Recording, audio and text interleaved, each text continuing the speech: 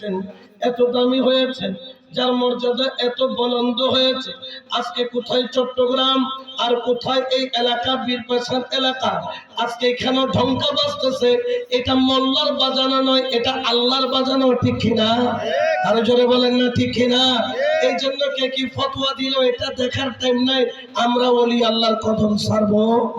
কেউ টাকা দিলে কোনো ছাইরা দিবেননি, দাম দিলে ছাইরা দিবেননি, বুঝাইলে ছাইরা দিবেননি। হে বেড়া, ইসলাম তোরা আনিস নাই, ইসলাম আসছে আল্লাহর ওলির হাত ধরে, ঠিক কিনা? এই জন্য শাইরে বলেন দয়ালের নামে এত মধু, মৌলার নামে এত মধু, খাইলে মধু আমার মনে হইয়াছে। আসলে আমরা তো চট্টগ্রামের মানুষ, আপনাদের এদিকের সাথে আমাদের একটু মিল কম হয়, তারপরে আপনাদের এখানে একটু আপনাদের এই সব অঞ্চল এগুলো পড়ে, আমাদের ওই সব অঞ্চলে দরবারে কালাম পড়ে বেশি।